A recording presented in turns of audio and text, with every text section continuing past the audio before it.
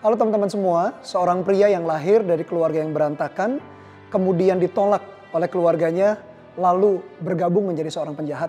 Apakah pria ini tidak bisa dipulihkan? Apakah seorang pria yang punya latar belakang hancur tidak bisa menjadi pria yang baik, pria yang berguna, sehingga kehidupannya menjadi kehidupan yang berarti? Ada seorang pria dalam Alkitab namanya Yefta, memiliki latar belakang dari keluarga yang hancur, berantakan, pergaulannya, pekerjaannya sebagai seorang penjahat. Namun di dalam perjalanan hidupnya, dia mengalami Tuhan dan dia akhirnya diubahkan menjadi seorang pria yang luar biasa. Dalam Hakim-Hakim 11 ayat yang pertama, adapun Yefta orang Gilead itu adalah seorang pahlawan yang gagah perkasa, tetapi ia anak seorang perempuan sundal. Ayah Yefta ialah Gilead. Kita perhatikan latar belakang Yefta, dikatakan dia adalah anak perempuan sundal. Siapa yang bisa memilih di keluarga mana dia dilahirkan? Orang tua seperti apa yang dia miliki? Bahkan kebalikannya, orang tua pun juga tidak bisa memilih anak seperti apa yang dilahirkan. Kalau kita tidak bisa memilih orang tua, kebalikan orang tua juga tidak bisa memilih anak. Berarti di balik semua itu ada kedaulatan Tuhan. Oleh karena itu ketika kita menghadapi situasi yang sukar, berbicara mengenai kelahiran kita, keluarga tempat kita dilahirkan, kita harus kembali melihat bagaimana rencana dan kehendak Tuhan. Yefta di dalam kondisi yang sangat sekali tidak ideal untuk dia menjadi seorang pahlawan. Karena dia lahir di keluarga yang berantakan, ibunya adalah seorang perempuan sundal. Dikatakan ayat yang kedua lebih lanjut, juga istri Gilead melahirkan anak laki-laki baginya. Setelah besar anak-anak istrinya ini, maka mereka mengusir Yefta. Katanya demikian, engkau tidak mendapat milik pusaka dalam keluarga kami, sebab engkau anak dari perempuan lain. Bayangkan, bukan hanya dia anak perempuan sundal, dia diusir oleh saudara-saudara tirinya. Dia tidak dianggap, tidak boleh mendapat warisan apapun dari keluarga besarnya. Sudah lahir dari seorang wanita sundal, ditolak, diusir, dan tidak mendapat bagian warisan. Tidak berhenti sampai di situ. Akhirnya Yefta, seorang laki-laki ini terjebak di dalam pergaulan yang salah dan bekerja sebagai seorang penjahat. Ayat yang ketiga dikatakan demikian. Maka larilah Yefta dari saudara-saudaranya itu dan diam di tanah Tob. Di sana berkumpullah kepadanya petualang-petualang yang pergi merampok bersama-sama dengan dia. Masa lalu Yefta sungguh menunjukkan masa lalu yang kacau. Tidak mungkin dia menjadi pahlawan. Tidak mungkin kehidupannya memiliki masa depan. Sepertinya masa depannya akan begitu suram, akan begitu hancur dan kacau. Tetapi Tuhan selalu intervensi di dalam perjalanan kehidupan kita. Oleh karena itu tidak boleh kita berputus asa apapun masa lalu yang kita miliki. Suatu ketika bangsa Israel menghadapi peperangan dengan Bani Amon.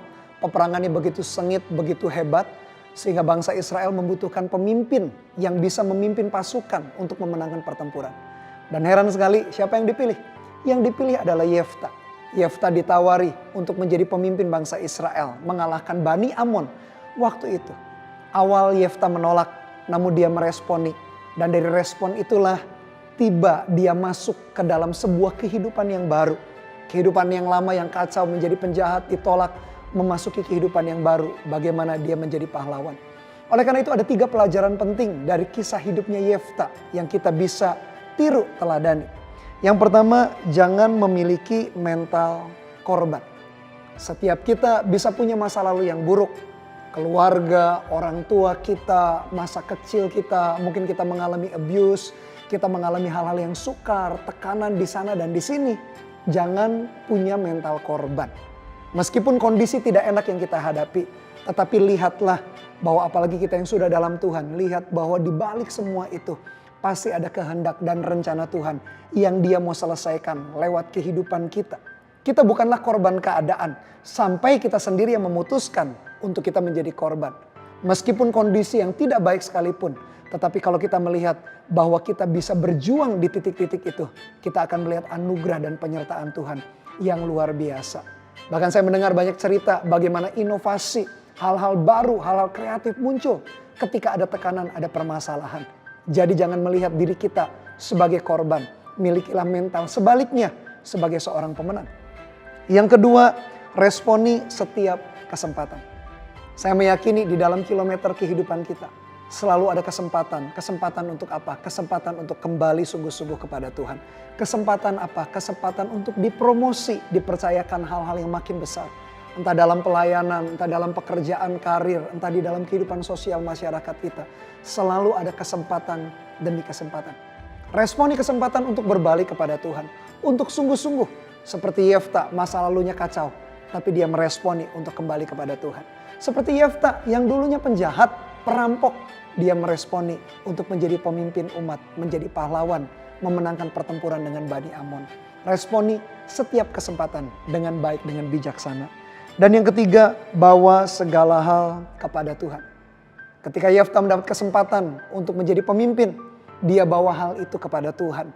Mengingatkan Tuhan kepada perjanjian yang telah dia buat antara Yefta dengan tua-tua Israel. Mungkin motivasi awal untuk mengingatkan Tuhan, supaya Tuhan mempedulikan, supaya Tuhan membawa kemenangan. Tetapi dalam perjalanan hidup Yefta, kita melihat bagaimana roh Tuhan berkuasa atas hidupnya. Itulah yang membuat Yefta menang di dalam peperangan pertempuran. Demikian juga dengan kita, bahwa segala sesuatu, kehadapan Tuhan, pergumulan, tantangan, perencanaan kita, kerinduan kita. Dan kita akan melihat ketika kita berserah kepada Dia, mengizinkan roh Tuhan berkuasa, kita akan selalu bisa melewati segala sesuatu di dalam kemenangan demi kemenangan. Oleh karena itu para pria, sekali lagi jangan punya mentalitas korban, peka dan responi dengan bijaksana setiap kesempatan yang Tuhan beri. Entah kesempatan untuk kembali mendekat kepada Dia, atau kesempatan peluang untuk kita berkarya lebih. Dan senantiasa andalkan Tuhan di dalam segalanya. Bawa permasalahan atau kehidupan kita ke hadapan Tuhan. Dan izinkan Roh Kudus berkuasa di dalam perjalanan kehidupan kita. Be a noble man, God bless you.